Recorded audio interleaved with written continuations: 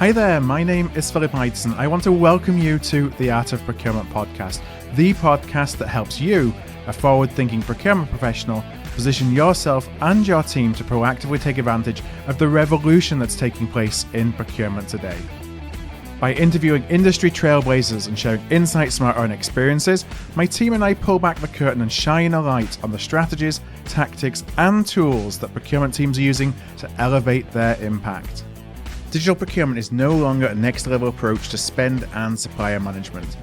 We've talked about digitized procurement processes becoming the table stakes for any procurement team that has visions on being a true business partner, something we've covered on the pod a lot over the last couple of years.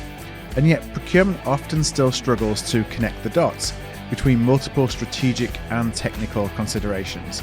And of course, we can't do it alone. In a recent LinkedIn Snap poll, our community members told us that alignment with the business is the most important input to digital transformation. And so, with that background, in today's podcast, I'm actually sharing a recent AOP live session where I was joined by Alpar Kamber, Julie Brignac, and Chris Eyerman from WNS Denali to discuss the results from this poll and then dig deeper into how to achieve the alignment needed with the business to succeed with your digital procurement transformation goals. Just first, a little about our guests. So Alpar is the EVP and business unit leader of WNS Denali and is one of the most experienced procurement leaders in our community. Julie is the EVP of Global Growth and Client Success. Julie is a former CPO holding leadership positions at DuPont, Honeywell, Accenture, Newell Brands, Vantage Partners, and others. And then Chris is head of digital innovation with over 20 years of experience collaborating with clients to improve their procurement programs, change how they leverage procurement through category management and procurement transformation programs. And I also have to mention that Chris is also a rocket scientist. So with all that said, let's jump straight into the conversation. I want to actually start by sharing you the results of a poll question. So we asked a poll question to the Art of Procurement community just on LinkedIn as a kind of run-up to today's webinar, where the question was, what is the most important input to digital procurement transformation? And here is, we gave 4 potential answers. Here is how the answers shaped up. So the most important input to digital procurement transformation based on the poll results. Number 1 was alignment with the business. Number 2 was driving a vision or a roadmap. Number 3 was making sure that we have the talent qualified to execute. And the last one, with only 3% of the vote, was you need to have plenty of budget to make sure that you succeed. Alpar, I'm going to throw this to you first. What are some of your responses or reactions when you see those poll results? You know, I'm on the 36% camp. I think driving a vision and having a vision first before, digital is really, really important, because I've seen a lot of companies leading with digital and then trying to figure out what the vision is. But I think it needs to be the other way around, where you have to have a vision first and have a strategy and then complement that strategy, enabling with digital. The lines of business alignment actually is very important for procurement. Definitely. It's probably more important than digital or anything else. But I don't think that is at the heart of digital transformation. I still believe, as procurement leaders and CPOs, we and you need to define what your procurement strategy is, and then arrive at your digital transformation roadmap. And then you'll bring along the business along with you in terms of, removing friction from that. Julie, any thoughts to build on top of that? Yes, actually, I think that I agree with Alpar, actually, and it actually brings to mind that there's a saying, probably a bit overused, but it's still true, that digital or tools, they don't fix a process. You have to have a process, and then the digital tools that marry those. And so I think that really aligns with what Alpar said in terms of having the vision and the roadmap. Having said that, I actually think that plenty of budget actually aligns pretty well with alignment with the business. So it's funny that they are first and last where that's concerned.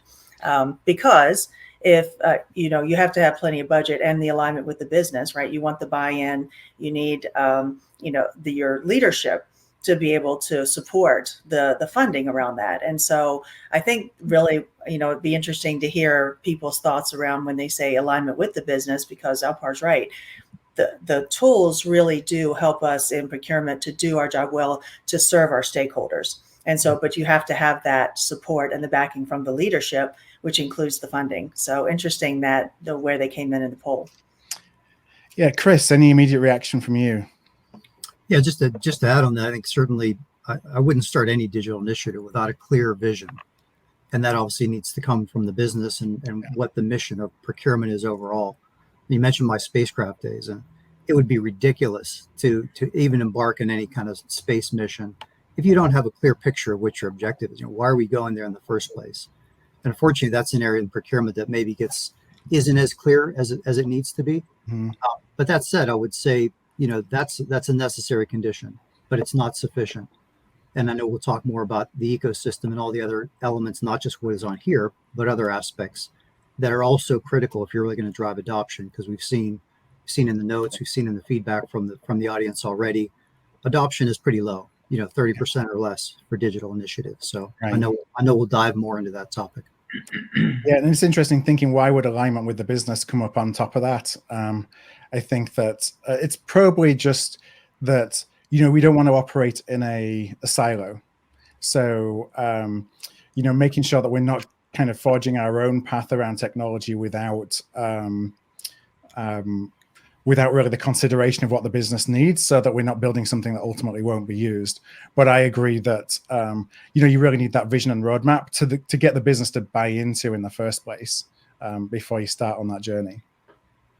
So let me come to the first question that I wanted to ask you, Alpar, as we start to go into the conversation. Now, we've talked, or we will be talking throughout the conversation a lot about this idea of a digital ecosystem. And as we do that, I thought it would be valuable to just give some context of what you mean when we do talk about digital ecosystems.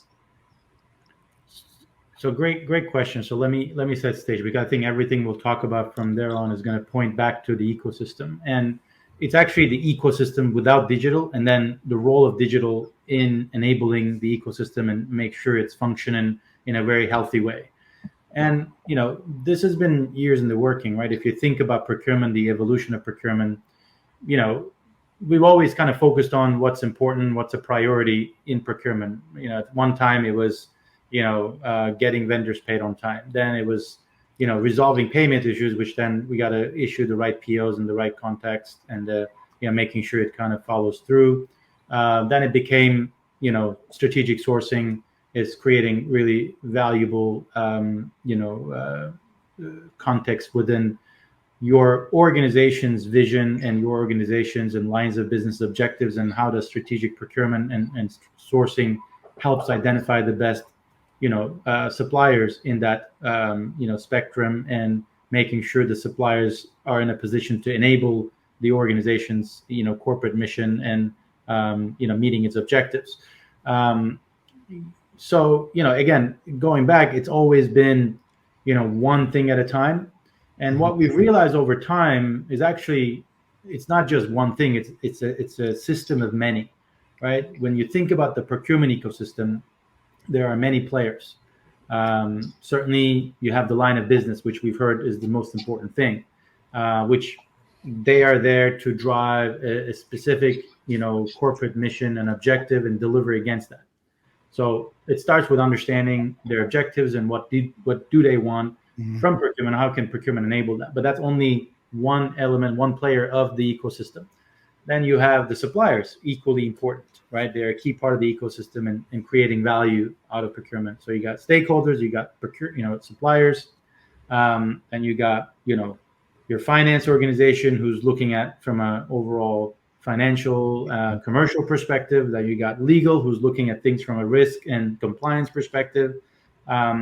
So there are really various players, and then procurement in its own needs to connect the dots. Of these different players, using data, using digital, using process, using expertise, both internal and external knowledge and expertise in making that happen. So that's why over the last 3-4 years, we started to think about the entire ecosystem and how do they become working well with each other, off of each other, creating value. It's not really one thing at a time, but it's looking at the whole system. it's like this engine that all these components of the gears within the engine that all connect together. And it's interesting you talk about it being really everyone who interacts with procurement or has a reason to be involved in procurement, not necessarily, as we talk, I think, broader about ecosystems, sometimes there's this thought that ecosystem just means technology, just means this, a collection of different technologies, but it's actually way beyond that in terms, and technology is just one part of that. Absolutely. Now, you talked about maturity, and Julie, I want to ask you this question, because you obviously, in your role, are helping an awful lot of companies on their procurement transformation journey and building this ecosystem. Where do you typically say that most organizations are today that you work with on their digital transformation journey?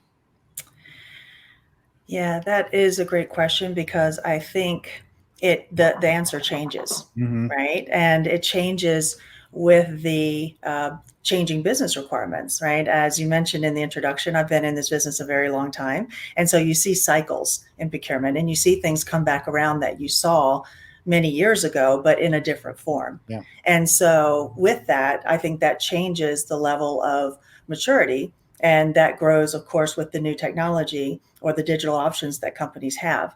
So to answer your question specifically, it's really varied in terms of what we see in terms of the maturity of where it is. But it's also interesting to see where companies who believe that they've been through some kind of maturity path and have gone through a transformation, it's not that they start over, but you continue to build on that. So then you ask yourself, well, are we ever finished with that, especially in the function that we work in?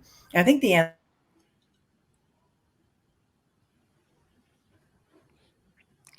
I think we lost Julie. Alpar, are you still there? I think what she's trying to say is, and I think we share the same vision, is there's still a long way to go when it comes to digital procurement transformation, right? There's, in my opinion, and I think I want to hear from Chris and Julie as well, but in my opinion, we're still at the very start of it. There's a lot of options around us, but truly applying the technology to drive truly a transformative experience for the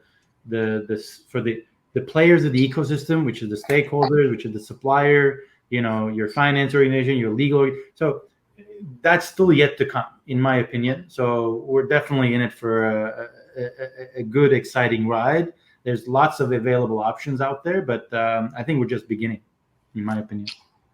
Yeah, I agree. I'll add on to that and say, I would say broadly, probably when you think about overall procurement organization maturity versus the digital maturity component of that, I would say the digital maturity component on average is probably 1 to 2 notches below overall procurement level maturity. And I think maturity models are a really helpful tool. We use those across the organization. We built those for our digital capabilities. It's a helpful tool, not to score people, or not to say that, when am I going to reach the end of my journey? Because I don't know that there is an end of the journey. Right. When people progress, then we'll just kind of add another dimensions to the maturity spectrum.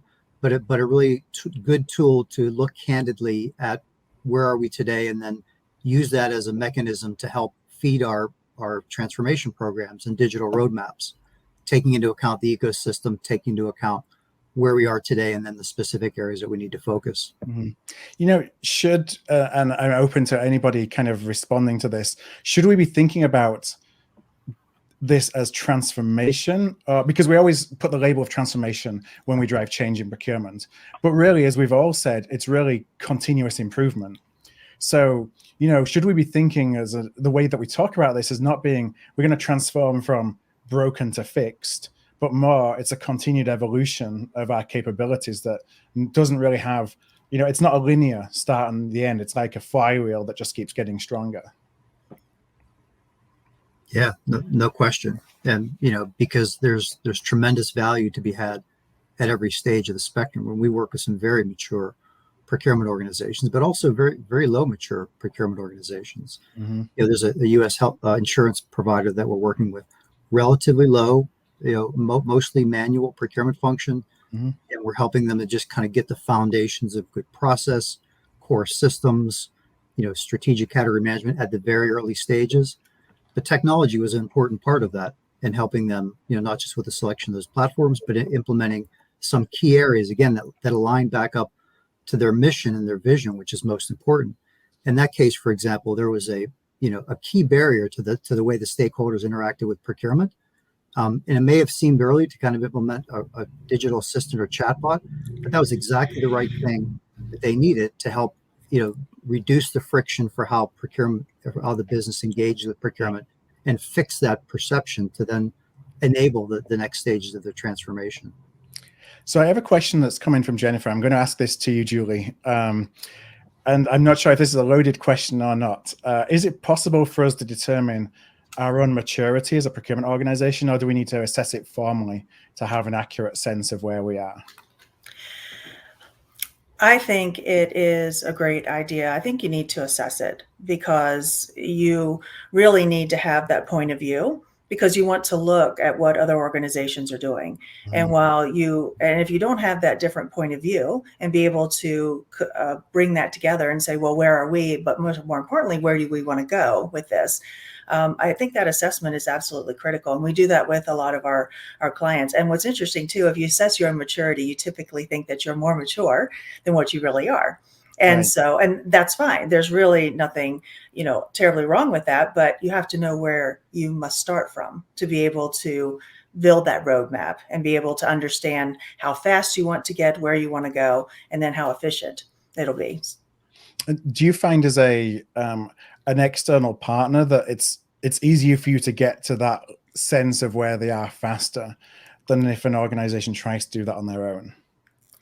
Well, I believe we do, because obviously we work with a broad spectrum of clients. And so we see that, and we see it every day. We're working with them every day, and we're actually involved in their maturity. I mean, that's really what we do from a partnering standpoint. I mean, we provide our services and we bring points of view to our clients, but we also see where they are, and we can compare across that, and to be able to share that and share the learnings, because we're always learning as well, which is a perspective. So you learn with your clients, you learn through the journey that they're going through and helping drive their maturity.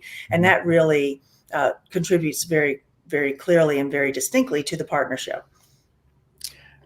Now, we had a question that came in advance as part of the registration process from Mark. Chris, I'll ask this one to you. How do technology decisions, or decisions around your technology stack, how do they affect procurement strategy? Well, directly. If you believe that what Alpar just got done describing in terms of the ecosystem and the importance of the connectedness and how those dots are connected, then of course technology decisions impact that strategy. And ideally, we're doing that in the other direction, that we're driving the technology decisions, based on what our mission is as a procurement organization, and directing what the steps are in those technology decisions. We know that that's not always the case, and there are external systems, ERP systems, for example, that cut across organizational areas and then will impact procurement. But it's definitely influence to the procurement strategy. Mm-hmm. And I think that's where, when you think about building a digital roadmap, it has to take into account not just what's going on within procurement, but all of the other systems that might be impacted across the organization and all the other ecosystem players, to help get that visibility and to be proactive in that situation. Yeah, and I think, to add to that, definitely, I think we all need to start from a point of the ecosystem has a lot of noise and has a lot of friction, and digital is really a good enabler of removing that friction, removing that noise, and creating clarity and transparency and a seamless flow of data for the right fit for purpose to get the work done. I think that's really the ultimate place that we want to take procurement to, and that's why I say we still have a good ways to go, because there's still limitations that when it comes to the technology may be available. It's just that's why ecosystem is not digital. Ecosystem is people. Mm-hmm. Ecosystem is process, and then digital will need to put the two together, and bring the information at your fingertips so you can do great decision making, and in an efficient manner.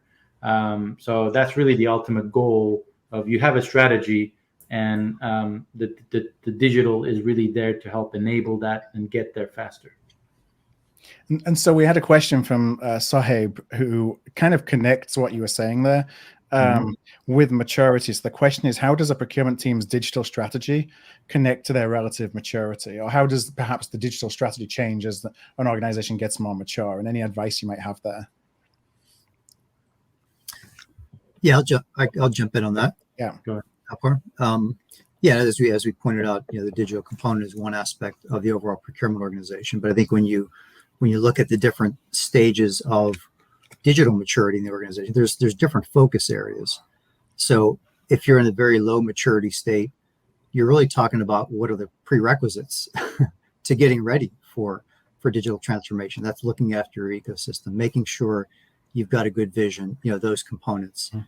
As that's in place, now let's look at where can we start building the right foundation for digital transformation. So again, these are areas like making sure your core processes are in place, that they're defined, that they're leaned out, starting to get in place your, what I would call the core platforms, your core source to contract or procure to pay platforms that are carrying kind of the bulk of that procurement process from a volume standpoint. Your data maturity, getting a landscape and understanding of the entire scope of data. In this case, I mean, not just internal data being spent and contract and supplier data, but your internal procurement knowledge and the assets that sit in people's heads and on desktops, and also in the external marketplace from market intelligence. So starting to get a handle and a mapping of how can you understand where your maturity is today, and your operating model. So starting to get in place if you're trying to transform to strategic. So those are kind of foundational components. And then I would say the next level, what we see is, coming back to Alpar's point about connecting the dots. Once you're past the foundation, we see it really comes down to now how do we better connect the dots across the organization? And I would maybe characterize that in three areas. First is the data, as I already described, is really connecting, well, it's the data, the knowledge, and the market intelligence, harnessing it, cleansing it, making good high quality data, driving insights from that and getting that to the right people in the ecosystem. The second area is how do we connect the dots across the procurement operating model, and making that operating model from strategic to tactical, from stakeholders in through strategic to tactical, more frictionless and automated. And then the third area is connecting the dots for the strategic category manager. And that's okay. Obviously, that's a key role for the organization. If you're going to drive to strategic procurement, that role has their hands in all of that data, that operating model, and ensuring their strategy through execution is enabled. So just kind of broadly, those are maybe kind of three broad phases that I would describe in that maturity spectrum. Yeah, and I think I just want to finish off with that. Going back to your original question, procurement maturity and digital, hopefully they're aligned, right? Digital maturity and procurement maturity, hopefully they're aligned. I've seen a lot of companies who start here and they try to jump to the gun in terms of driving a very, adventurous digital strategy without having the right maturity, and it fails. They start over again, and then it fails. They start over. So that's why it goes back to, make sure they're aligned and it aligns with your strategy and your level of maturity, and you can take advantage of it and make it stick. I think it's very important. There's actually a great question that came in related to maturity as well from Amy. How do we ensure that transformation or maturity journey doesn't allow procurement to become, we're so focused on ourselves, so self-focused that we fall out of alignment with the rest of the organization? So perhaps, Julie, I can pose this to you. How do you make sure that, I think from both a transformation perspective, but also, we're talking today about supercharging digital strategy. How do we make sure that we don't start off at the right place, but then end up, going in two different directions?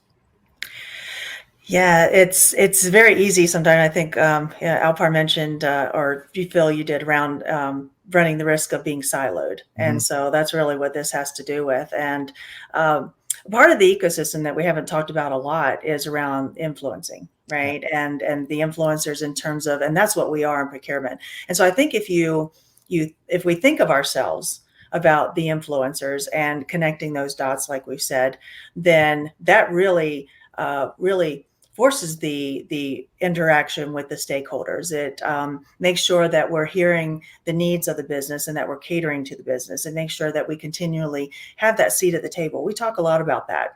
in procurement. And we hear our clients actually say that in terms of where their level of maturity is. Well, we think we need to have a seat at the table. How do we do that? How do we enable that?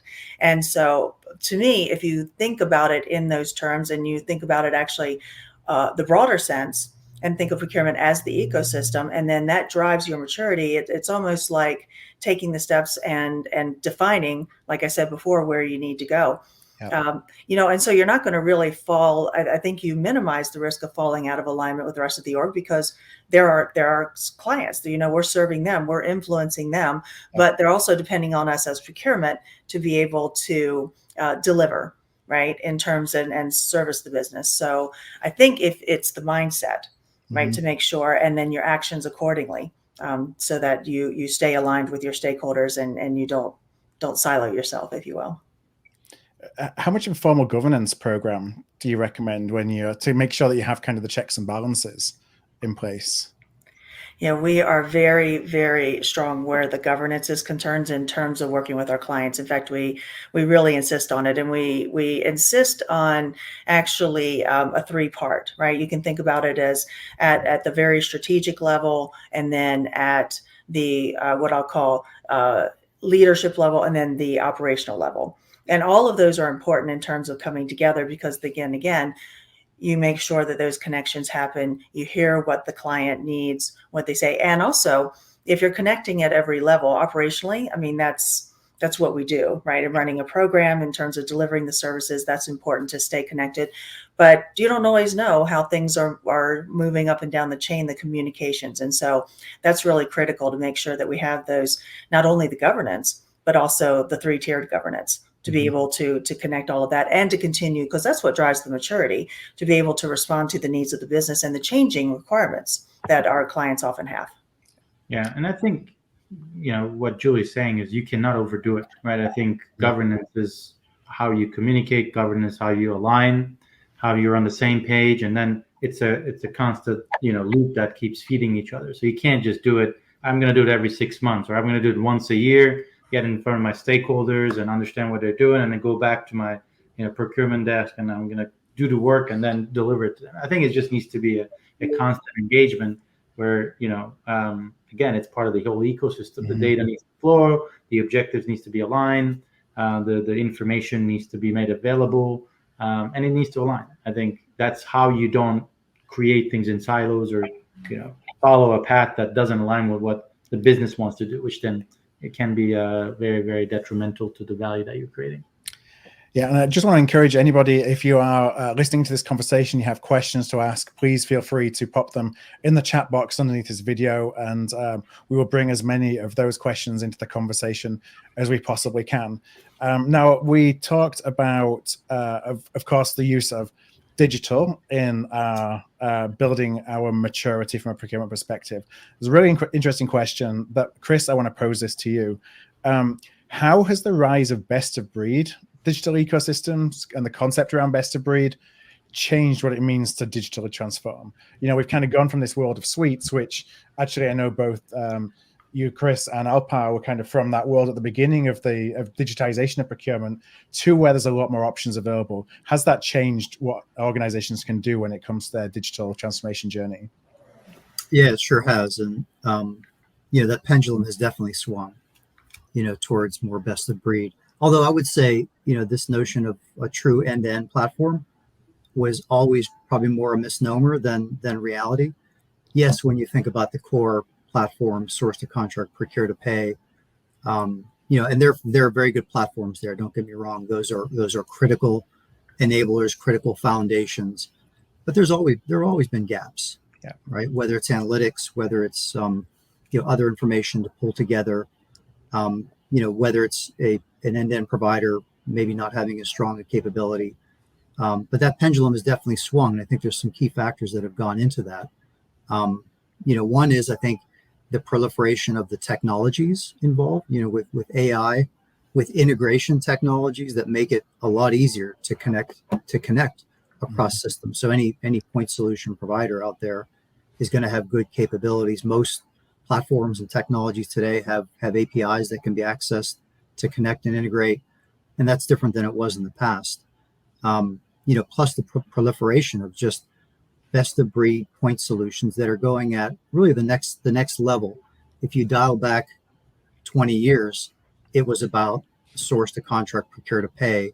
Yes, some other components, supplier management analytics, but today the level of refinement on where the startups are focused is getting to that next level of granularity, whether it's additional deep layers of analytics.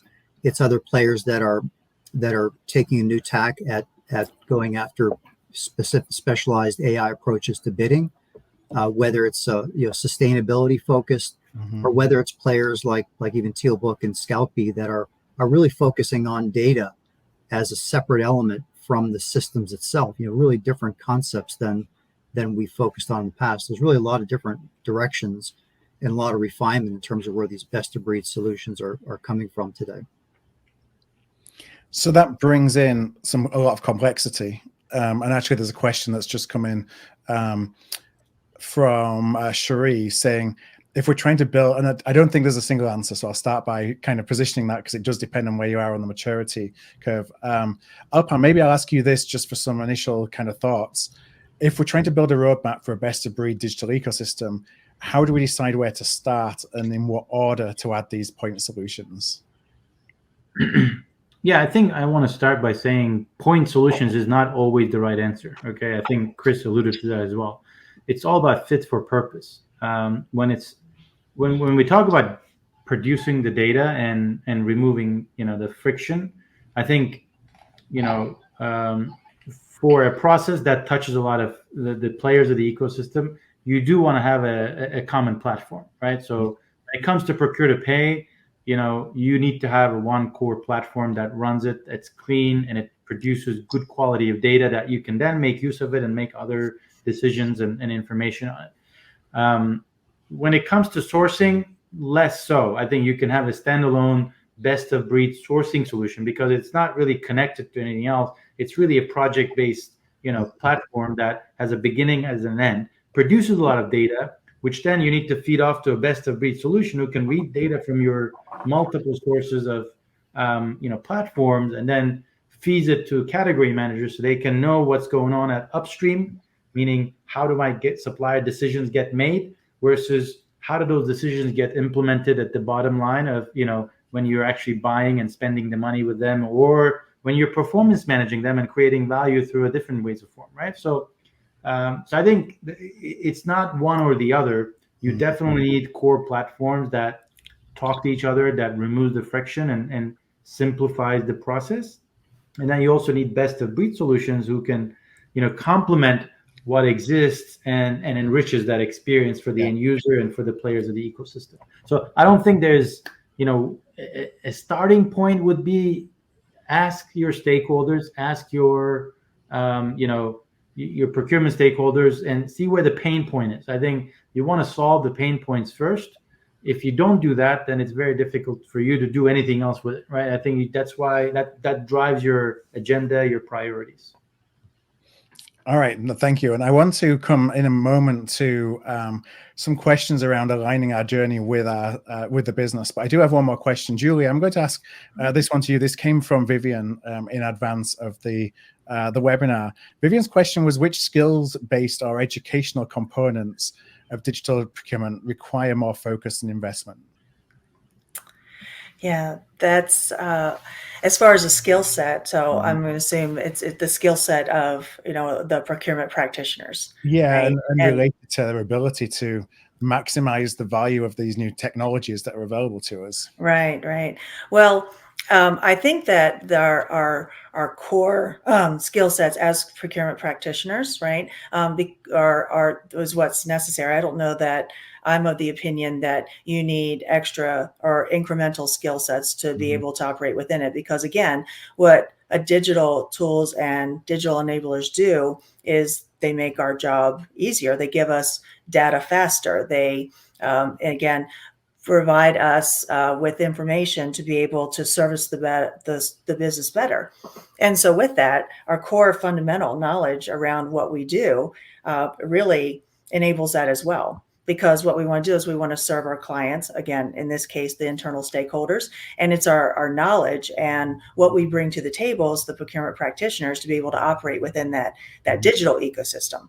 And so I wouldn't say, I mean, obviously learning the tools themselves and being able to operate, I would also is a fundamental thing, but that's table stakes, right? I think what we do with it and the vision that you see, that's why the vision and the roadmap, I think, is so important for the organization, is because you have to be able to follow that to be able to deliver to your clients in terms of what they're looking for, or your stakeholders from an internal standpoint.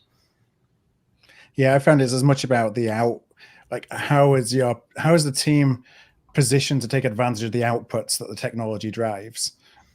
Because you can have the technology which drives really wonderful outputs, but if you don't do anything with it, then there's no impact. So it's kind of that connection that's sometimes missing.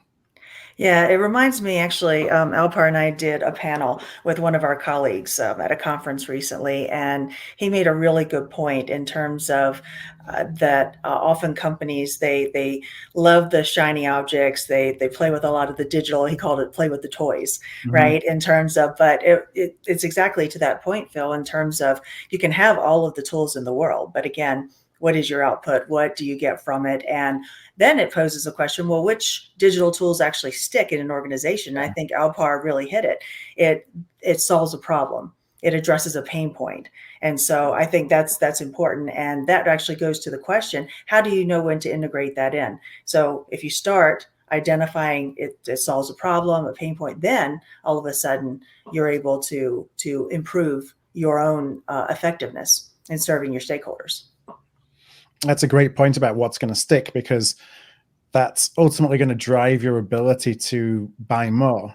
If you buy something that doesn't end up having adoption because it was either you picked the wrong part on the continuum to digitize at that moment in time, or you chose the wrong solution, then it can throw out your entire journey. Or you picked it at the wrong time. Yeah. Timing is also very important. So I think all those things factor in for sure. I want to transition to talking about aligning our digital transformations with the business. As we're looking, and Alpar, I'm going to ask this one to you first of all. As we're starting to pitch to the C-suite why investment in procurement digitization is important, what are some of the messages that you see resonating? Well, it goes back to when you talk to the C-suite, it's all about ROI, right? Yeah. I mean, I'm asking for an investment, and I need to be able to translate it into a return to the business. Is it going to better manage my risk? Is it going to better track and allocate my financial resources? Is it going to help me identify the right third-party suppliers who's going to help me enable my overall corporate strategy and get to market faster? So is it about speed? Is it about cost? Is it about risk? So you have to define it in those terms of how is it going to change? Or is it going to, allow me to retain my talent in the organization, my employees, and also leverage their time towards more value-added things by removing the friction, because they have to spend day and out on tasks that they shouldn't be, spending time on. So I think you have to kind of define the value proposition of what is it going to do for the organization, and then I think the rest will follow for sure if you're good in putting that together. And do you find typically the better approach is to go on an iterative journey where you're making smaller investments over time, or to go for I need this big check because I'm going to transform from end to end? Like, what do you see being, or is it very organizational specific? No, I think, again, it goes back to one of the original previous questions about maturity. Don't jump the gun. Definitely. I think step by step is important. You have to, bite some, show the value, and then bite some more and show the value. I think it's a journey, to your point. This is not something that you're going to transform over the next 12 months and you're going to become this, frictionless, totally digitally enabled procurement function. Yeah. I think you got to pick your battles. That's why I said, if there's pain, if you understand the pain in the organization or the problem, you got to address that first. Leveraging, I'm sure that digital can play a role in that. You have to understand the role of digital in solving that problem, and then sell that first, and then go back and say, look, you gave me money on investment, I solved this problem, and here's all the happy, players in the ecosystem or the value that I created. Now my next 5 years look like this. I'm going to do this and this and this and that, and I'm going to come back to you every year showing what I've done with this investment. So I think that's really the journey and the vision that needs to be created. And I imagine the faster you can provide speed to that value, the better. Yeah. It's not about, I remember back in the day seeing business cases that were, well, in 4 years' time, your ROI is going to be X, that actually everybody loses track of. And, that's never really measured. So it's as quickly as you can demonstrate what the ROI is against the business case that allows you to keep on going. Time to money, for sure. Absolutely. Yeah.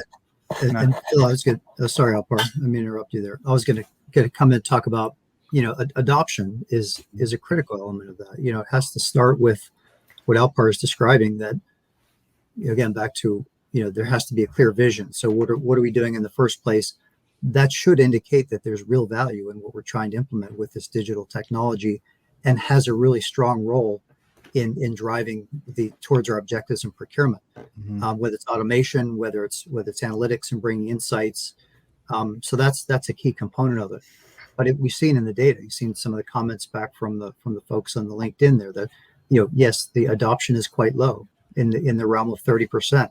So why is that? Well, I think a big part of that is, as we've talked about already, there's maybe a lack of that clarity and vision up front that's driving it. And then a lack of the rest of the alignment across the ecosystem to drive that adoption. The way, once you have that, I think it comes down to wanting to make sure that technology plays a natural role in what procurement is doing on a day-to-day basis. And sometimes that's not always the case. It's, hey, we brought in this great new technology. It's sitting off to the side. Hey, everybody, there it is. Go at it. Well, it's not integrated. It hasn't been thought through. It hasn't been well aligned to the needs of the ecosystem. And also recognizing that can change. You may have gotten started on a great program, have the perfect vision, have the ecosystem aligned in the budget, but things can change. We're working with a large consumer manufacturer. We're implementing a whole suite of technologies, a really ambitious program, very strong alignment, really clear vision where we're going, aligned across the stakeholders from a budget and support standpoint. But COVID hits. And, with the shift in resourcing and the resource movement, that obviously has an upset to your ecosystem. And it causes to step back and say, we need to let's go back. You don't just do that up front in considering the needs of your ecosystem. Yeah. That's a dynamic situation. Things can change. IT could then be implementing another technology that we maybe weren't aware of that can change that initial plan and ecosystem. So the notion of adoption and ecosystem will change over time. Yeah, which again, just thinking out loud here just came to me. Process by itself actually creates friction. Okay, so I had several clients. One of them is a Fortune 50 company, right? And from a level of maturity, it was very, very, very immature to a point where, think about a Fortune 50 company where everybody can directly send, a request to a supplier. They just pay to invoice. There's no purchase orders. There's no reviews. There's no systems. There's no risk review. There's none of that, right? It's directly send me an invoice through this portal. I'll pay you, right? From that to just implementing a process of, no, you got to get a PO first. Well, no, you got to get a PR first, a requisition, then to a PO, and then to an invoice. Yep. Adds friction to it. Yep. So, okay, digital already comes with a process. So assume this company went from no process to, I'm going to pick the best of breed PR to PO and the pay solution in the market, and I implement that. What do you think people are going to think? No, I have to do all of that now, and the technology that I don't know. Okay, that's going to fail, right?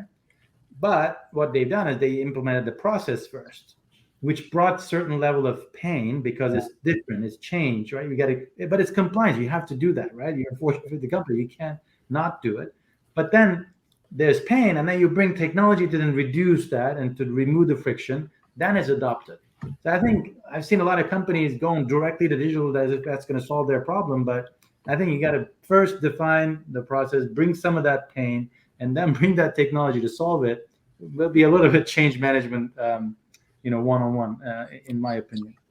That's Alpar, actually. oh, I'm Oh, sorry. Go no, ahead, that's Jim. okay. Actually, that's what I wanted to bring in to the conversation too. And actually just hit on it was around the change. And actually it goes back to the question, should you do it, a broad implementation or take it in bites? A big reason why you want to take it in bites is that when you implement tools, that change in itself is hard and it can be disruptive. Usually is disruptive. I mean, having spent a big part of my career on the client side, how many of us have ever been through an ERP implementation, right? Everybody's like, oh gosh, okay. All right, roll your eyes, right? Those are it's very disruptive to the business. It's hard to get back on track. So if you do build on it as opposed to one big bang approach, that's less disruptive to the organization. And in my opinion, in my experience, allows it to stick a lot better because regardless, there's always going to be some element of disruption with the change, right? Yeah. Again, ultimately it goes back to it needs to simplify, the world and the ways of working for people, right? I mean, that's ultimately the role of technology, not to complicate it. If it's complicating it, it's too early. If it's complicating it, is not the right time, the right way to do it. So I think always thinks back, how does this going to help me solve my current day-to-day, activities and job and make me align my goals with what you're doing. So I think that really goes back to that. I was going to risk showing myself as a real geek, Alpar, by saying I interpret that as entropy, right? Entropy is a measure of disarray in a system or chaos. So the higher the entropy, the higher disarray. And all systems will go to a state of lower energy or higher chaos. If you're implementing digital, an important mental model is to think about, are you decreasing the entropy in the system? I think that's a geeky way to say what you just described. But maybe a good mental model as you're thinking about digital initiatives.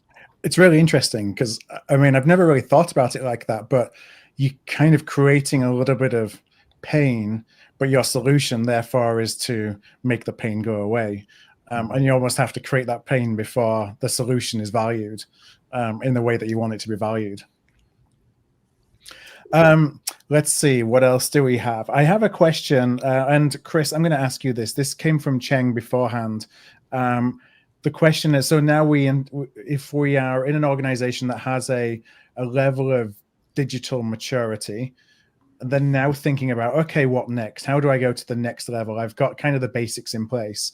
What are some of your thoughts around category specific, bringing in category specific technology as part of that evolution? Is it something that brings in complexity and is difficult to get an ROI for, or actually it kind of makes sense now to how do we go further now that we've got the basics checked? Yeah, it's a good question. I mean, certainly being grounded in the category management fundamentals, which is, hey, a good category strategy is category specific, right? You're assessing the business and the external market, and you're developing a long range category strategy that's unique to that category. And from a technology standpoint, there are foundational aspects to that, which I would say probably more organizations would focus on initially, and then layering on top of that the category specific dimensions to support the unique needs of the category. By foundational needs, I mean to develop a strategy and then execute that through the life cycle of procurement requires data, good understanding of data internally, your internal knowledge about best practices and what do we know internally, all of the external market intelligence, what's happening, what are the key drivers in the marketplace, what's going on with my existing project portfolio and my suppliers, understanding of how my suppliers are performing. So there are general information that maps across categories. Certainly you slice that and bring that into the category dimension. But those are areas, that's one area that we focused on in building a technology around the needs of category manager to bring in those aspects so they're not chasing down 50 different systems, but trying to bring as much of that we can to bear for the category managers to have at their fingertips to at least start at maybe the 50 to 80% of that base need, just to understand their categories, to understand what's needed to kind of focus on what areas to execute. So that's, I would say, to me, that's where I would see the most organizations would benefit by focusing on first. before then layering on maybe a category specific layer. Yeah, and then those category specific layers like sourcing optimization, for example, for complex, transportation lanes, or there's some very specific solutions related to whether it's MRO or facilities, and start to look at those lines, but get your fundamentals right first. Let's see, Julie, I have a question from Jenny, and we've actually just got probably 5 minutes or so left. So if there is any last questions, please feel free to pop them in. And if we do have any time at the end, I will ask one or two of them. But Julie, we had a question from Jenny that says, we've talked about procurement. We've talked about like supercharging the digital strategy around procurement and how we can support the business, but it's been around the procurement process. How do you think about how our strategies from a digitization perspective can support things like risk management, supply diversity, sustainability, some more kind of enterprise-wide initiatives? Yes. Well, actually, I think Chris really touched on it in terms of, because that's very specific in terms of gathering the data. And I think that a strategy around that and understanding what's out there in the market to be able to enable and give you that information, to be able to not only understand it from an enterprise standpoint, but bringing it back to what we deliver to our clients or our internal stakeholders. It's very important. So oftentimes, again, we have been talking about procurement, but diversity, risk management, obviously there's such an integral part of what we do from a procurement standpoint. You have to integrate that as a part of your strategy. You have to integrate that as a part of your roadmap. And so you should not, we're talking about you should not just focus on the procurement process, because then we've siloed ourselves if we haven't thought about it from an enterprise-wide standpoint. So I think it absolutely has to be a part of the larger roadmap. You can't forget it. Okay, so let's see. I don't see any other questions coming in at the moment. I have one that I'm going to go around the table for, and this can be the last question. So we probably have a minute or so to each to answer this one. We've talked about today supercharging our digital procurement strategy. So, how do we accelerate what we do? How do we have a greater impact in what we can deliver through digital strategies in support of the procurement ecosystem? Let's flip that. What slows us down? Alpar, I'm going to ask you that first. Like, what are the things that you see that actually inhibit us to developing, implementing digital strategies that support what the business needs? I'm just going to say people. Yeah. We are our own enemy in terms of, being skeptical, slow to adopt, or being too bullish or too aggressive. Again, it goes back to figure out what needs to be, implemented now, what needs to be adopted now. There's so many great technologies out there. It's out there.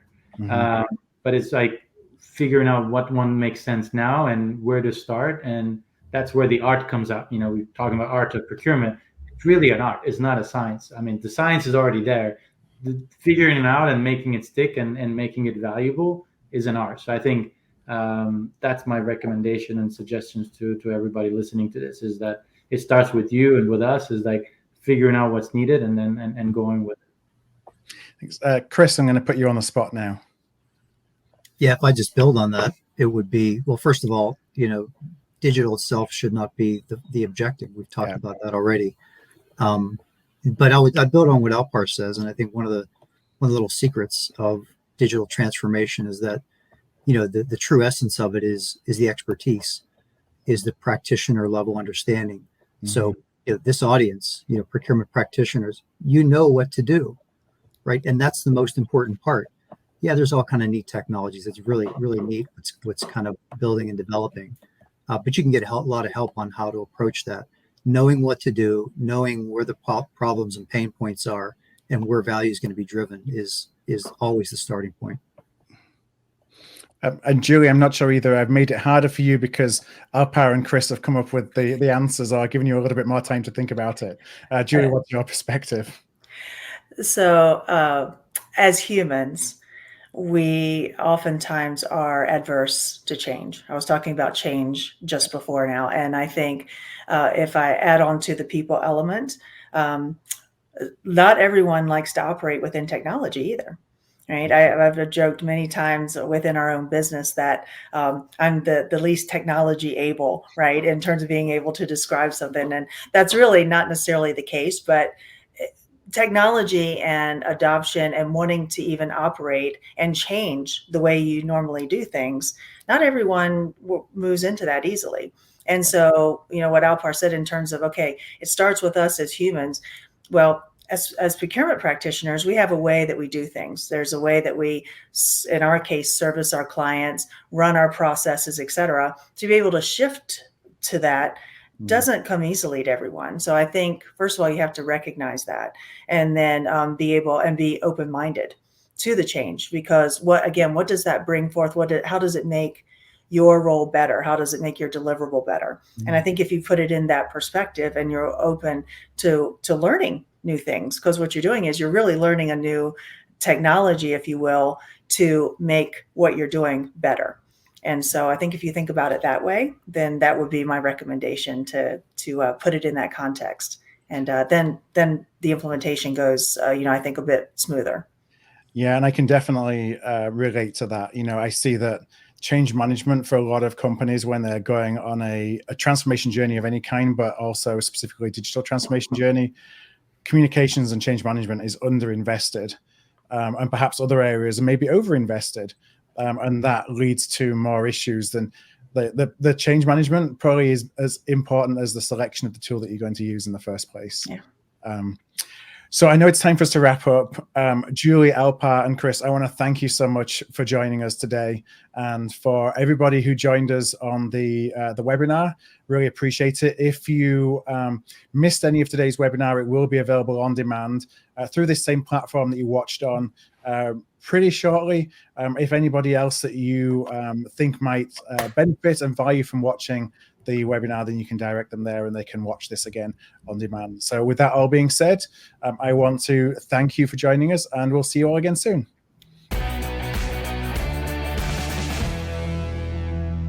If this episode struck a chord with you, please do send it to somebody. We grow here at Art of Procurement through word of mouth, and that would be really appreciated. You can also support us by giving us a thumbs up, a star rating, or a review wherever you listen to your podcasts. Since 2015, we've built the world's largest free resource for procurement professionals looking to elevate their impact. Our resources span podcasts like this, videos, blog posts, papers, and events. To join us on the inside and to ensure you never miss an episode, a webinar, event, or a post, please do subscribe to our weekly newsletter, This Week in Procurement. You can do that at artofprocurement.com/subscribe. That's artofprocurement.com/subscribe.